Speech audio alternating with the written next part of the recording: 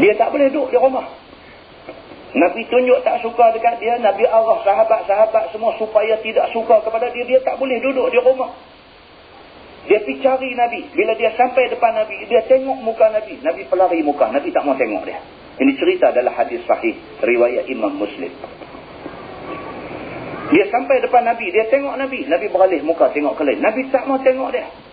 Bahkan Ka'ab bin Malik bagi salam dekat Nabi. Nabi tidak jawab salam dia. Tuan-tuan, tak usah kata Nabi lah.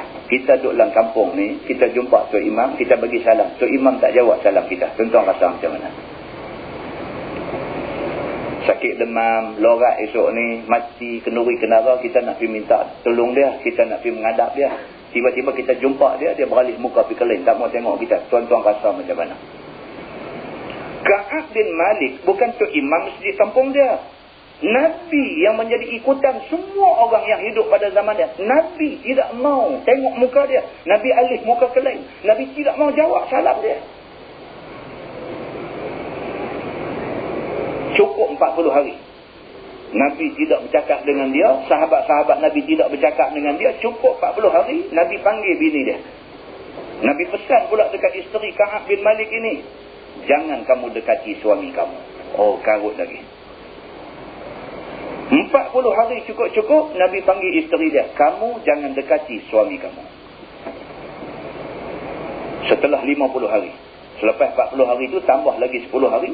Setelah 50 hari putih hubungan dengan dia, Allah turunkan surah Taubah ayat 117 sampai 119. Allah turunkan surah Taubah ayat 117, 119. Surah itu dinamakan surah Taubah ataupun dipanggil surah Bara'ah kerana mengambil sempena cerita Ka'ab bin Malik ini. Itu dia. Tuan-tuan, besar. Di sisi Allah, tidak mau ikut berjihad, ini soal besar. Tidak tunjuk sayang kepada Islam, ini soal besar. Takut menghadapi risiko atas nama Islam, ini soal besar. Orang Islam tidak boleh ada sikap macam tu. Maka Allah turun ayat firman Allah, a'udzubillahi minasyaitonir rajim. Laqad taballahu 'alan nabi wal muhajirin wal ansar allazina ittaba'uhu fi sa'atil 'usrah. Allah turun ayat, sesungguhnya Allah Subhanahu wa taala menerima taubat Nabi, orang muhajirin, orang ansar dan orang-orang yang mengikut Nabi sallallahu alaihi wasallam di dalam waktu kesulitan. Bila turun ayat tu, Nabi faham bahawa ayat ni Allah nak jelaskan bahawa Ka'ab bin Malik ni waktu sama-sama hijrah dulu dia sama dengan Nabi. Waktu susah dulu dia sama dengan Nabi. Cuma sekali dalam kes perang Tabuk.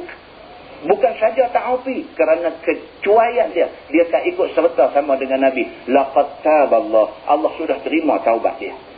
Ayat ini turun sebaik-baik sahaja Nabi SAW selesai sembahyang subuh. Habis sembahyang subuh, Allah turun ayat ni. Bila Nabi SAW terima ayat ni, cepat-cepat Nabi panggil sahabat yang ada di belakang Nabi. Nabi kata, cepat kamu pergi ke rumah Ka'ab bin Malik. Aku nak jumpa dia lah ni juga. Tuan-tuan, Nabi dia kalau marah orang kerana Allah. Nabi kalau dia sayang orang kerana Allah. Nabi tidak marah dan tidak sayang kepada orang kerana lain daripada Allah. Kalau orang buat naya ke dia, tak apa, dia boleh terima. Tapi jangan orang tu kata apa-apa dekat Allah. Dia tak boleh dengar. Ini Nabi SAW. Nabi suruh sahabat dia, cepat-cepat kamu pergi rumah Ka'ab bin Malik, bagi tahu dekat dia. Sudah turun ayat, Allah sudah ampunkan dosa dia. Panggil dia, aku nak jumpa dia lah ni. Sahabat Nabi bila dengar macam tu, lari ke rumah Ka'ab bin Malik ini. Ya Ka'ab bin Malik, abshir. Daripada jauh lagi duk riadah, wahai Ka'ab bin Malik, abshir, bergembiralah. Wahai Ka'ab bin Malik, abshir, bergembiralah. 3 kali. Wahai Ka'ab bin Malik, abshir, bergembiralah. Kata Ka'ab bin Malik, fakharartu sajidan. Dia duduk dalam rumah ni, dengar sahabat mai duk riau, wahai Ka'ab, bergembiralah. Wahai Ka'ab, bergembiralah. Dia kata, fakharartu sajidan. Aku tahu dah berita baik tentu dah mai dekat aku. Cepat-cepat sujud syukur. Ini orang Islam, tuan-tuan. Dengar kata dibebaskan, sujud syukur. Alhamdulillah. Macam tu. Kan? Sujud syukur. Siapa lagi kita nak boleh terima kasih kalau tidak Allah? Dia ni dengar sahabat mai, ya Ka'b bin Malik, wahai Ka'b bin Malik, abshir, bergembiralah. Dia dengar kata bergembiralah tu, tahulah. Fa kharartu sajidan, aku sujud terus. Wa araftu anna qad jaa faraj. Maka aku sudah tahu sesungguhnya kelapangan sudah mai kepada aku. Seronoknya Ka'ab bin Malik ini, seronok. Terus lari pergi jumpa Nabi. Ayak mata berlenang. Bila sampai depan Nabi SAW, dia kata, ya Rasulullah, aku sedekahkan semua harta aku untuk Allah dan Rasul. Ya.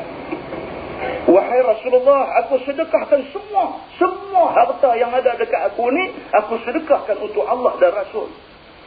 Nabi dengar macam tu, faqala Nabi SAW. Nabi kata, amsik ba'da malik fahuwa khairun lak. Nabi kata, sebahagian daripada harta itu kamu simpan. Sebahagian sahaja kalau kamu nak infak pada jalan Allah. Kerana menyimpan sebahagian itu, fahuwa khairun lak. Itu baik bagi kamu. Kerana itu nak sara keluarga kamu. Hadis itu hadis sahih, riwayat Imam Muslim. Muslimin dan muslimat yang dirahmati Allah sekalian. Kita kena dengar benda-benda macam ni. Bila kita dengar benda-benda macam ni, dan kita boleh nampak. Yang pertama, Islam ni cukup mahal. Di sisi Tuhan cukup mahal. Sahabat-sahabat Nabi beli Islam dengan darah. Sahabat Nabi beli Islam dengan darah. Kita hari ni beli Islam dengan peluh. Tak terbit darah atas nama Islam. Peluh saja. Peluh. Pasal apa? Pasal ramai. Malam ni hangat sikit peluh. Tak ada apa.